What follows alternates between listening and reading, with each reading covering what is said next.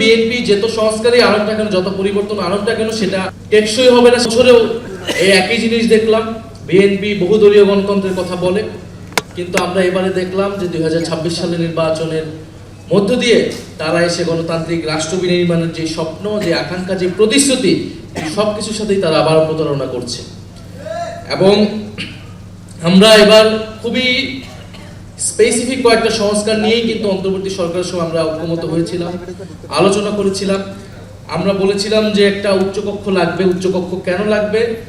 বাংলাদেশের যে সংবিধান, সেই সংবিধানকে চেক দেওয়ার জন্য। কারণ যে কোনো সরকার 2/3 মেজরিটি নিয়ে আসে এবং সংবিধানকে কাটাছাড়া করে নিজের মতো করে তারা সংশোধন করে নেয় প্রতিবার।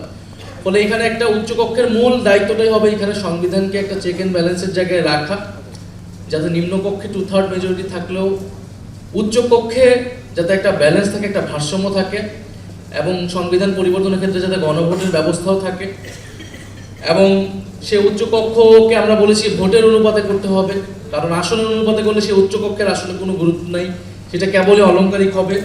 আমরা সাংবিধানিক প্রতিষ্ঠানগুলোর যাতে দলীয় নিয়োগ না হয়, নির্বাহী বিভাগের অধীনে যাতে না থাকে, প্রধানমন্ত্রীর কর্তৃত্বে যাতে না থাকে, আমাদের নির্বাচন কমিশন যাতে নিরপেক্ষভাবে নিয়োগ হয়, আমাদের পিএসসি দুদক যাতে নিরপেক্ষভাবে নিয়োগ হয়, আমরা সেটার জন্য দাবি জানিয়েছিলাম, ঐক্যমত হয়েছিলাম। তত্ত্বাবধায়ক সরকার ব্যবস্থা, যেটার জন্য গত 16 বছর ধরে আন্দোলন হয়েছে এত, সেই তত্ত্বাবধায়ক সরকার যাতে প্রতিষ্ঠিত হয় নির্বাচনকালীন সময়, এবং সেটা যাতে নিরপেক্ষভাবে প্রতিষ্ঠিত হয়, সর্বদলের সম্মতিতে প্রতিষ্ঠিত হয়, এরকম একটা ব্যবস্থা। এবং সবচেয়ে গুরুত্বপূর্ণ বিচার বিভাগ পৃথকীকরণ। এই কয়েকটি মৌলিক সংস্কারের কথা আমরা বলেছি, যাতে বাংলাদেশের গণতান্ত্রিক, এই কয়টা হলেই যে গণতান্ত্রিক রাষ্ট্র প্রতিষ্ঠা হবে এরকমটা না। গণতান্ত্রিক রাষ্ট্র প্রতিষ্ঠার জন্য আমাদের আরো অনেক কিছু প্রয়োজন, কিন্তু আমরা ধাপে ধাপে আগানোর জন্য এই কয়েকটা সংস্কারে সবচেয়ে বেশি জোর দিয়েছিলাম অন্তর্বর্তী সরকার, যার ভিত্তিতে জুলাই সনদ, যার ভিত্তিতে জুলাই নির্বাচনের সময় গণভোট। এবং আমরা এগুলো বলেছিলাম যে এই সংস্কারগুলো করতে হবে সাংবিধানিক সংস্কার পরিষদের মাধ্যমে, সংশোধনের মাধ্যমে। বিএনপি যত সংস্কারই আনুক না কেন, যত পরিবর্তন আনুক না কেন, সেটা টেকসই হবে না, সেটা পরিবর্তনশীল হয়ে যাবে। আজকে তারা ক্ষমতায় আছে, কিন্তু চিরকাল কোনো দল ক্ষমতায় থাকে না। এবং আমি এটা পার্লামেন্টে বলেছি, জিয়াউর রহমান সেই ঐতিহাসিক ভুল করেছিল। বিএনপি তার মূলনীতিও যদি পরিবর্তন করতে চায়, সেটাও যদি সে সাংবিধানিক সংস্কার পরিষদ ছাড়া করে, সেই সংশোধনী কিন্তু যে কেউ এসে বাতিল করতে পারবে, আদালত যে কোনো সময় এটাকে বাতিল করে দিতে পারবে।